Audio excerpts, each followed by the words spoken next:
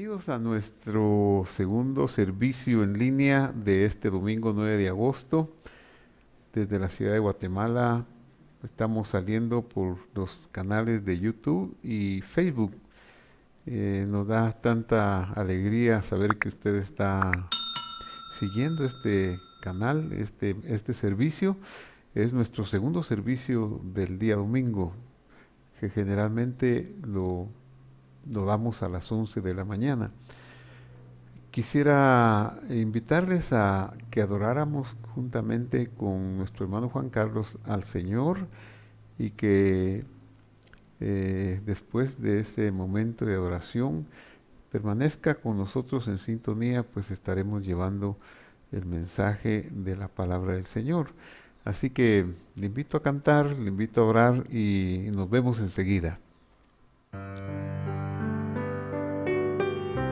Bienvenidos, Visión de Fe. Este es un nuevo día para adorarle, gozosos porque Él reina. Levanta tu voz, levanta tus manos si puedes en casa, con tu familia, adoremos al Señor. Hay una fuente en mí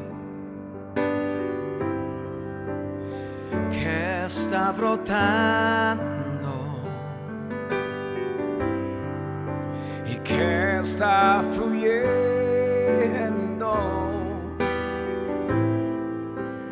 dentro de mí. Dile conmigo. Hay una fuente en mí y que está brotando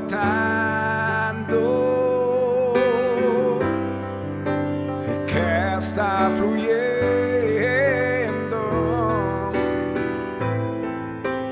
dentro de mí. Levantando tu voz. Es un río de alabanza y de adoración, dirigido hacia ti, Señor Jesús. Recíbelo, recíbelo. Es un río de alabanza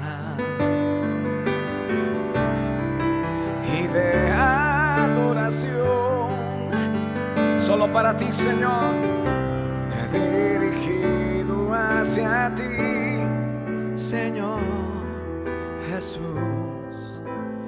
Recíbelo. Te lo traemos hoy, Señor, de nuestro corazón. Hay un río que fluye de nuestro corazón para ti, un río de alabanza, un río de adoración para ti, Señor. Una vez más, conmigo. Hay una fuente en mí que está brotando y que está fluyendo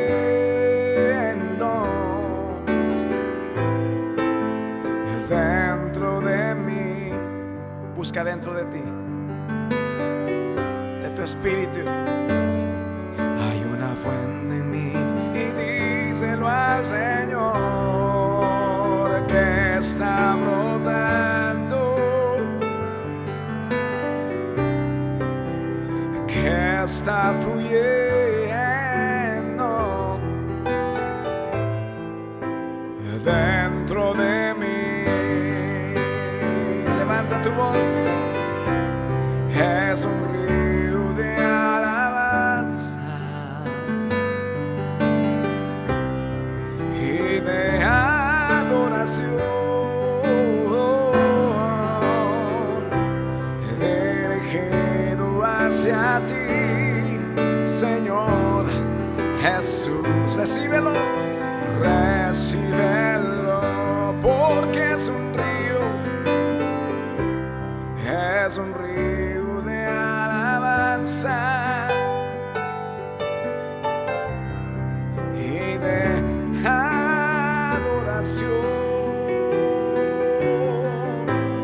dirigido hacia ti, Señor Jesús, recíbelo.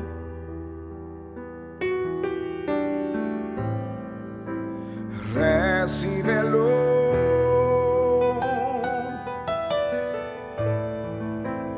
Recíbelo.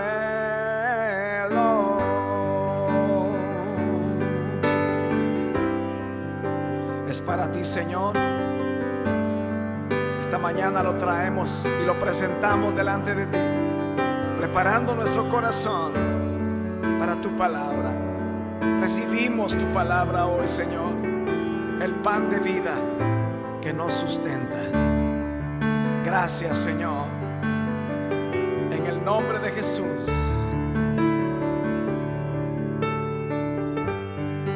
Amén.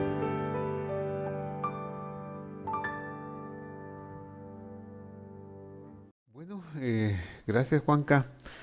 Que Dios te bendiga, te siga usando a ti y a tu esposa en ese ministerio tan lindo que Dios les ha dado, de llevar bendición por todas partes del mundo, y ahora con las intercesiones y las peticiones de oración y la iglesia en casa que están llevando a cabo los martes, jueves y sábado, que han sido de grande bendición para miles de personas. Gracias, Juanca. Bueno, el tema que tenemos para hoy, domingo 9 de agosto, es el tema de la mujer samaritana. Vamos a comenzar con la lectura de Juan capítulo 4, versículo 1. Por tanto, cuando el Señor supo que los fariseos habían oído que él hacía y bautizaba más discípulos que Juan, aunque Jesús mismo no bautizaba sino sus discípulos, salió de Judea y se fue otra vez para Galilea. Y él tenía que pasar por Samaria. Vamos a ver un poquito el contexto geográfico, un poquito del contexto histórico de ese viaje. Tenemos aquí un mapa que nos muestra la división en provincias que habían hecho los romanos para esa época: la provincia de Idumea al sur, Judea en la parte verde, al este tenemos el Mar Muerto, al oeste tenemos el Mar Mediterráneo, y luego al norte tenemos Samaria, y más al norte tenemos Galilea. Había dos formas de salir de Judea para Galilea. Una era bajar al valle del Jordán y subir por este valle hasta Galilea. Era un camino más fácil, un camino más plano. En cambio, ir por en medio, por Samaria, era un camino de alzas y de subidas y más dificultoso. Así que cuando dice aquí que tenía que pasar por Samaria, no está diciendo otra cosa, sino que una misión especial lo lleva a Samaria. Llegó pues a una ciudad de Samaria llamada Sicar, cerca de la parcela de tierra que Jacob le dio a su hijo José. Entonces aquí tenemos la región de Samaria, un poquito nos muestra la región de Judea, la región de Galilea arriba, y al este tenemos Perea y Decápolis. Señalado y marcado muy bien en el centro, como más o menos en el centro de Samaria, está la ciudad de Sicar, la fuente de Jacob. Entonces, ahí estaba el pozo de Jacob, dice el Evangelio. Entonces Jesús, cansado del camino, se sentó junto al pozo, y era cerca del mediodía. Una mujer de Samaria vino a sacar agua, y Jesús le dijo: dame de beber. Toda la razón del viaje era esta mujer y los samaritanos, pero la llave de la entrada a esta región era esta mujer. Y mire cómo es de asombrosa la gracia divina, porque no forza las cosas, y a veces pareciera como que somos nosotros los que por casualidad vamos a un lugar, pero es Dios el que nos estaba esperando desde antes de la fundación del mundo ahí. Y él tenía que pasar por Samaria, dice el versículo, y ahora vemos que él va al pozo de Jacob, los discípulos necesitan ir a comprar comida a la ciudad, y él se queda junto al pozo, cansado del camino, en su humanidad, él se sienta en el pozo.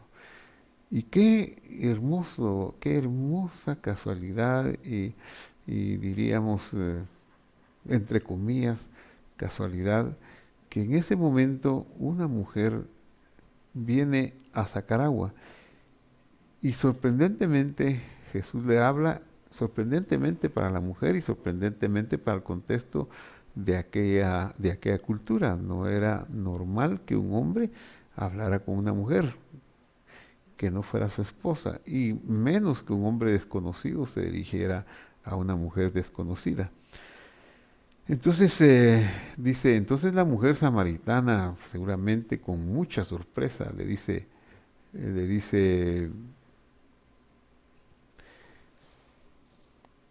¿cómo es que tú, siendo judío, me pides de beber a mí que soy samaritana? Ella no sale de su asombro. ¿Cómo es que tú si me pides de beber?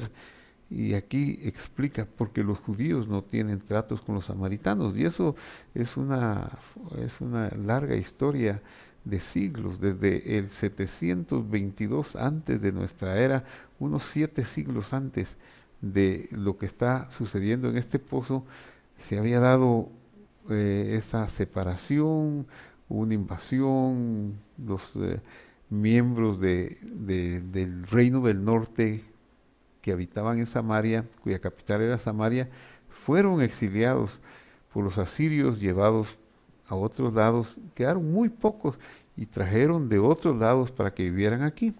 Entonces estos que vinieron hicieron un sincretismo religioso y un cruce de creencias de tal manera que no eran agradables a los vecinos del sur, es decir, a los de la tribu de Judá o a los judíos, así que no tienen tratos con los samaritanos.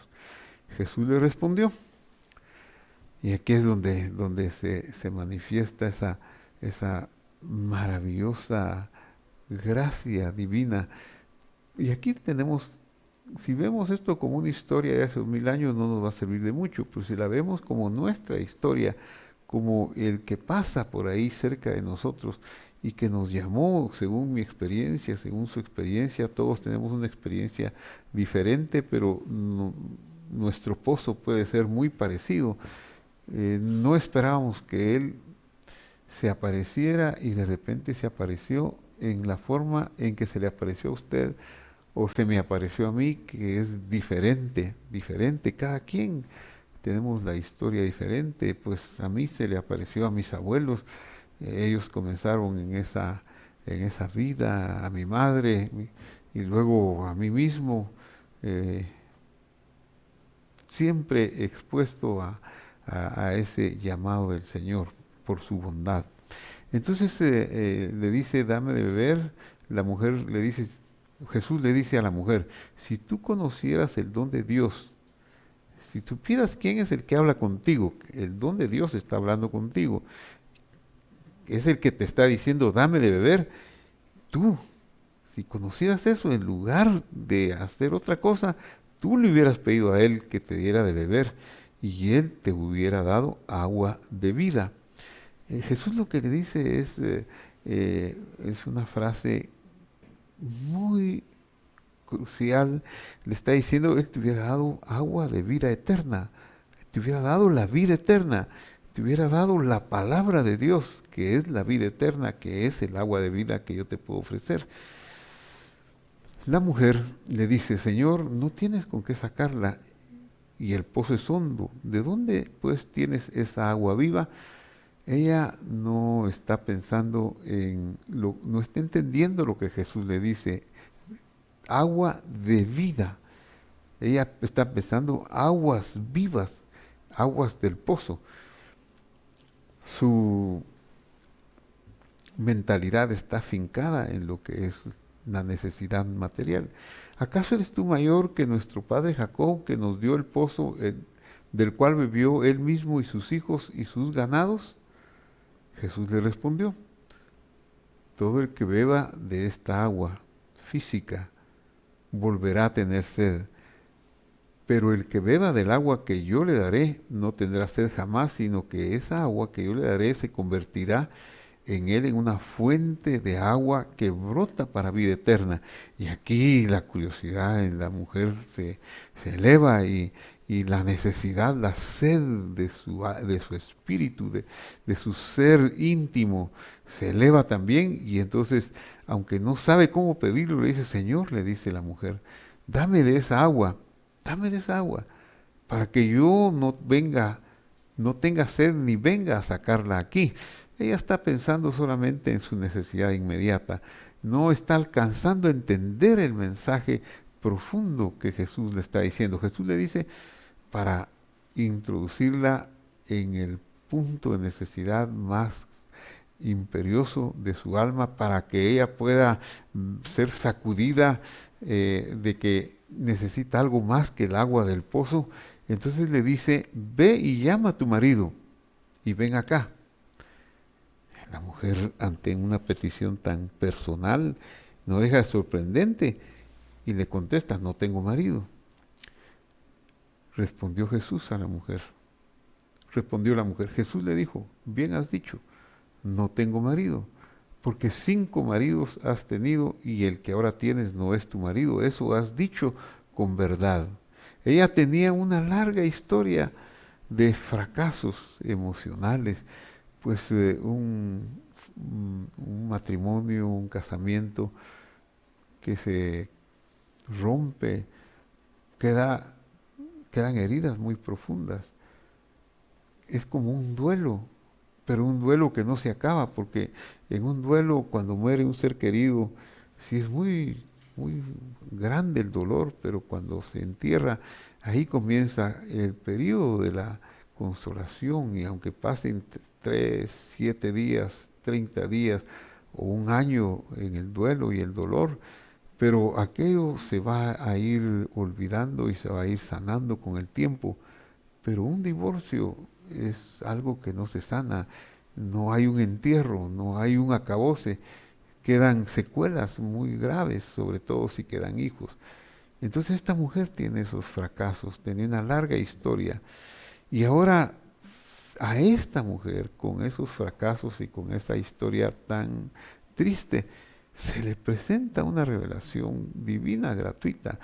Es que no vino a buscar lo bueno, sino lo malo. No vino a buscar a los sanos, sino a los enfermos. Vino a buscar lo que se había perdido. Esa es la misión del Señor. La mujer le dice, Señor, me parece que tú eres profeta, porque ¿cómo vas a saber que yo he tenido 5 maridos?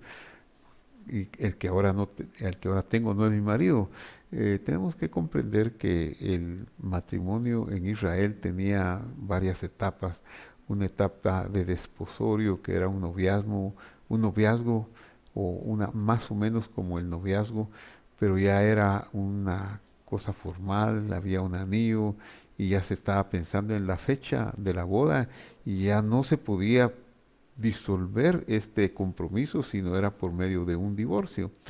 Aún a ese grado de severidad o de importancia llegaba la etapa del noviazgo. Claro, ya el matrimonio era otra cosa, ¿verdad? Era la consumación, un documento llamado ketubá que entregaba al marido ante testigos, a unos testigos o a un tribunal, donde se comprometía por el bien y el sustento de la esposa en caso de divorcio o en caso de muerte, para que no pasara penas. Pues ella había tenido 5 fracasos, pero intentaba un sexto, porque el que ahora tienes, o sea, estás en una etapa de noviazgo, de desposorios, no es tu marido. La mujer le dice, ¿cómo vas a saber esto, Señor? Me parece que tú eres profeta. Y entonces le dice la mujer al Señor Jesús, nuestros padres adoraron en este monte y ustedes dicen que en Jerusalén es el lugar donde se debe adorar. estaba consciente de la espiritualidad de su pueblo. Nosotros aquí, en este monte, en nuestro monte sagrado, ustedes allá en Jerusalén. Pero Jesús le contesta, mujer, cree lo que te digo. La hora viene cuando ni en este monte ni en Jerusalén adorarán ustedes al Padre. Esto es también asombroso que se lo diga a una mujer que tal vez no tiene la categoría de un conocimiento teológico profundo. ¿Por qué a esta mujer le está dando estas revelaciones tan grandes? Porque le dice, viene la hora en que ni en este monte ni en Jerusalén adorarán al Padre. Ustedes adoran lo que no conocen, nosotros adoramos lo que conocemos, porque la salvación viene de los judíos. Pero la hora viene y ahora es, y esto es asombroso, ¿verdad? La hora viene y ahora es. La historia de la adoración que Dios reveló, Dios enfatizó mucho a Moisés, en el lugar que yo escogiera para poner mi nombre, ahí llevaréis los diezmos, ahí llevaréis las ofrendas, ahí se harán los sacrificios, ahí subiréis y celebraréis las 3 fiestas importantes de peregrinación, que así fueron llamadas, en ese lugar donde yo escoja poner mi nombre en un monte. Y bueno, a lo largo de los años él fue revelando y se construyó el primer templo en Jerusalén, en el monte Moria. Y ese templo duró unos 800 años, pero a causa de los pecados, pues fue destruido y no existió más.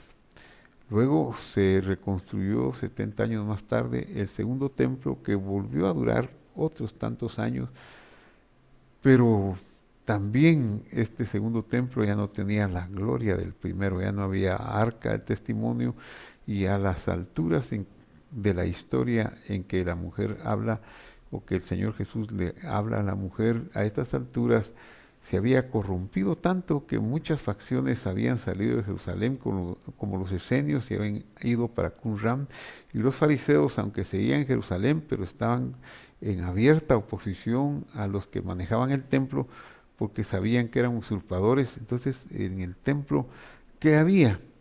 Y Jesús le está diciendo a esta mujer que ya no más va a ser un lugar físico de adoración, como los samaritanos que tenían el monte Gerizim. Aquí es donde se va a adorar. Este es el verdadero.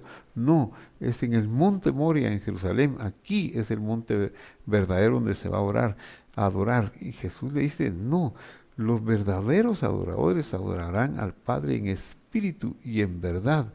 Eso quiere decir que esa adoración está siendo presentada por Él, que está viniendo a la tierra para morir por nuestros pecados, para cargar y portarlos, y luego derramar la sangre, que era el precio para lograr la expiación, y de esa manera obtener la redención. Y eso haría que ya no fuera necesario ni el monte Gerizim ni el monte del templo, sino que se extendería la salvación a las 4 partes, a todos los rincones de la tierra, a los 4 puntos cardinales de la tierra iría la salvación, porque el Señor Jesús, el Padre dice, ciertamente tales adoradores está buscando, no como buscando que, ay, por favor vénganme a adorar, sino que está mostrándose para que uno vaya y se postre ante Él y lo adore con todo su corazón. Qué revelación tan grande está recibiendo una mujer divorciada 5 veces, con un sexto prospecto, y que posiblemente tampoco este sexto marido la iba a satisfacer y a saciar la necesidad de honra que ella tenía. A ella se le revelan estas verdades tan maravillosas. Dios es espíritu, y los que le adoran deben adorar en espíritu y en verdad. ¿Qué quiere decir eso? Que Dios es espíritu significa, es el poder, es la incorruptibilidad. Los cuerpos espirituales, como dice Corintios, son cuerpos incorruptibles. Es el poder de Dios que ya no permite que haya pecado y por lo tanto corrupción. Y esos son los cuerpos que viven en el reino de Dios, en el cielo. Y es el cuerpo que tenía el Señor antes de venir a la tierra y que tuvo después de resucitado. Y es el cuerpo que nosotros un día vamos a tener en la resurrección de los muertos también, un cuerpo espiritual incorruptible. Hoy apenas estamos atisbando esas promesas y Dios, que es espíritu, nos ha dado las arras de su espíritu como un anticipo pequeño para que en nuestro interior nosotros empecemos a ser incorruptibles y apartarnos del mal que habíamos caminado en épocas anteriores. Y los que le adoran deben adorar en espíritu, es decir, con el poder de la incorruptibilidad que Dios está implantando en nosotros y en verdad, verdad que es la palabra emet, que es la palabra que define la palabra de Dios y las promesas de Dios que no pueden fallar y que son sí y amén en Él, que son maravillosamente dibujadas o resumidas en la palabra que conocemos como la Biblia revelada. Entonces Jesús le dice a esta mujer, ¿cuál es la necesidad que debemos llenar de adorar a Dios en espíritu y en verdad? La mujer le dice, sé que el Mesías viene, el que es llamado el Cristo, traducido el Cristo. Por supuesto que ella le dice el nombre Mesías en el idioma samaritano, como ellos le llaman. Y traducido es el donde se posa la unción o el Cristo. Cuando Él venga, nos declarará todo. Y esto es lo más asombroso de todo este discurso. Porque en el verso 25 Jesús le dice a la mujer, yo soy el que habla contigo. Esa es la revelación más grande del universo, cuando uno llega a conocer que Jesús es el Mesías, el enviado de Dios. Eso no lo revela carne y sangre, eso no puede ser una deducción matemática o inteligente. Esto es solamente la gracia de Dios. Y si para llegar a eso fue necesario que pasáramos por desiertos o por lo que tuviéramos que haber pasado, bien valió la pena conocer que Él es el Mesías. Yo soy el que habla contigo y saber que Él está disponible para los que son buenos y para los que no son buenos, para los que tienen conocimiento y para los que tienen poco conocimiento, para los ricos y para los pobres, para los pecadores especialmente y para los que se consideran que no han pecado. Pero es asombroso cómo Él se revela a la mujer. Yo soy el que habla contigo. Le dice, la declaración tan grande, siquiera que se la hubiera dado a una persona más importante o más grande, pero se le da a una mujer con tanto fracaso matrimonial, lo que quiere decir que no hay fracaso que Él no pueda sanar, que no hay frustración que Él no pueda curar, que no hay pecado que Él no pueda perdonar. Así que esa es la maravillosa lección, entre otras, que nos deja la mujer de Samaria. En eso llegaron sus discípulos y se admiraron de que Él hablara con una mujer. Pero ellos, por respeto, ninguno le preguntó qué tratas de averiguar o qué hablas con ella. Entonces la mujer, ni corta ni perezosa, deja su cántaro y se va a la ciudad.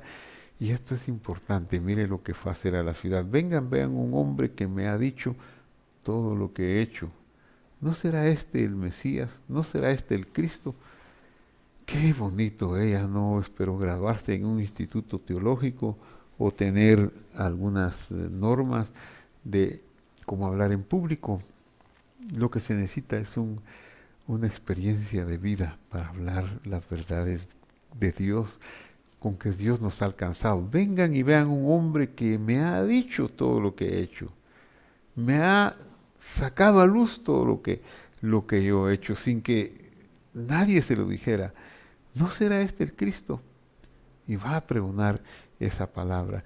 Jesús tenía su mirada puesta en este grupo rechazado por los judíos y rechazado por la historia. al grado que hoy en día en el censo del año 19, ellos llegaron a representar 820 personas. Se están acabando los samaritanos. Ya casi no existen. Ellos practicaron durante siglos la endogamia porque no querían recibir a nadie de fuera de su comunidad y tampoco querían aceptar conversos, así que se fueron reduciendo de manera muy significativa. Pero Jesús aquí pasa por Samaria para brindarles salvación, para que ellos no se extingan, para que ellos puedan, en lugar de seguir siendo samaritanos, sean seguidores del Señor. Y usa a la mujer. Un hombre me ha dicho todo lo que he hecho. ¿No será este el Mesías? Y salieron de la ciudad y fueron a donde él estaba. Es que no se puede contener cuando alguien tiene una experiencia viva con el Señor y la comparte.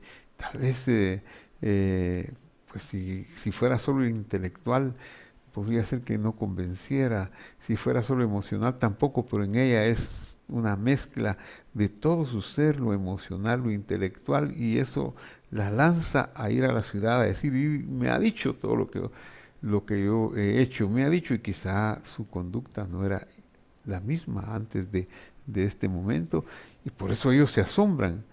Y dice el versículo 31 que muchos de los samaritanos creyeron en Jesús por la palabra de ella. Y esto es algo maravilloso, ¿verdad? Porque había muchos llamados por el Señor, pero el Señor no les fue a hablar a ellos, les fue a hablar por medio de la mujer samaritana. Hoy no sabemos dónde están los discípulos futuros del Señor, pero nosotros somos mandados a ir y en las circunstancias que se nos presenten, que se nos dé la oportunidad, hablemos de ese Señor, de esa palabra, de ese poder, y Él va a usar el resto. El milagro de la conversión no lo haremos nosotros, lo hará el Señor. La mujer fue y solo dijo, y creyeron muchos por la palabra de la mujer. Solamente decía, me ha dicho todo lo que he hecho, me ha dicho, me sacó todo, y sin ofensa, sin maldad, me dijo todo por bien. Así que estoy impactadísima con Él. De modo que cuando los samaritanos vinieron y le escucharon, rogaban que Jesús se quedara con ellos, y se quedó él ahí 2 días. Y muchos más creyeron por su palabra, dice aquí. Y veamos los siguientes versículos. Y decían a la mujer, ya no creemos por lo que tú has dicho, sino por lo que nosotros hemos visto y oído. Y sabemos que este es en verdad el Salvador del mundo. Eso es el Señor Jesús, el Salvador de este mundo, de esta tierra, de todas las personas. Quiera Dios que este mensaje le motive a usted a compartir con otros en la forma que se le presente. La mujer fue a través de una palabra directa, dejando su cántaro en el pozo y yendo a decir lo que le había sucedido. A cada uno de nosotros puede ser de otra forma, puede ser de 1000 maneras, pero que muchos necesitan oír el mensaje de la salvación del mundo a través del Señor Jesús. Eso es un hecho irreversible. Así que seamos mensajeros nosotros de esta buena noticia, de esta buena nueva. Muy bien, entonces mi invitación ya para ir finalizando este momento, esta devoción, este momento devocional, es que nosotros nos volvamos al Señor Jesús y que en su gracia Él quiera revelarse a nosotros. Bueno, si usted ya lo conoce, usted pregone, difunda este mensaje y sepa que tal vez no todos van a aceptar, pero van a aceptar aquellos a quienes el Señor se quiere revelar. Se reveló a la mujer y la mujer lo pregonó en público y muchos creyeron por la palabra de la mujer. Y muchos vinieron a Jesús y lo oyeron y le dijeron a la mujer, ya no creemos por tu dicho, sino que nosotros hemos visto y oído que este es el Salvador del mundo y sabemos que este es el Salvador del mundo. como dice aquí, ya no creemos por lo que tú nos has dicho, sino porque nosotros hemos oído. Vamos a orar. Padre que estás en el cielo, te doy gracias, Señor,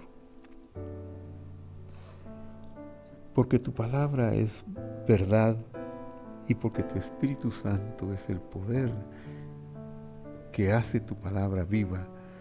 Y hoy quiero rogarte que la revelación del Señor Jesús se haga en nuestros corazones de una manera más valedera, más grande, Señor.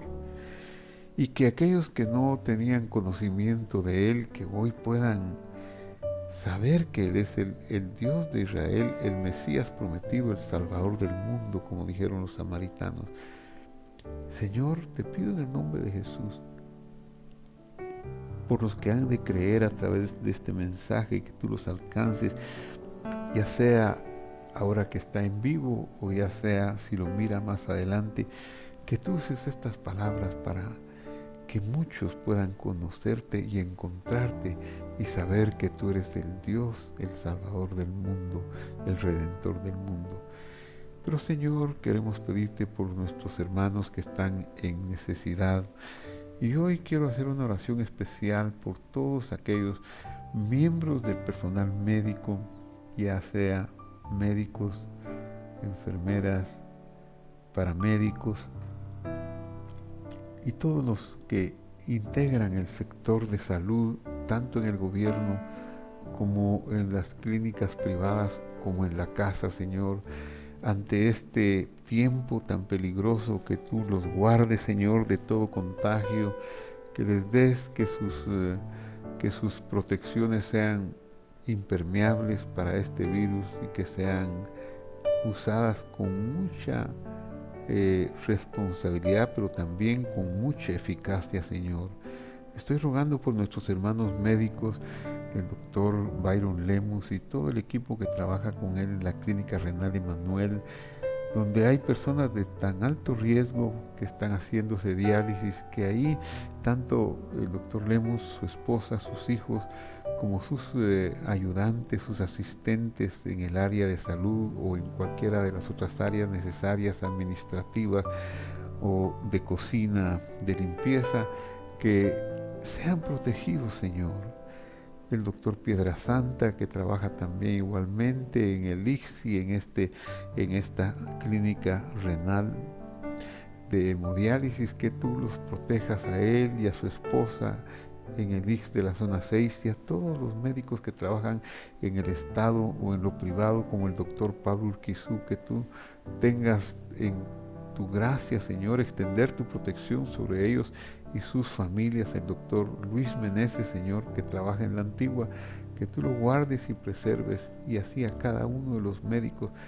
No tengo todos los nombres, pero te ruego por el personal de salud, por favor, Señor, en este tiempo que se está dando mayor nivel de contagio, que tú guardes a nuestros hermanos que están en la primera línea. Y de la misma manera te pido por los médicos Keren y Hadasha castellanos, Señor, para que tú estés con ellos y les guardes.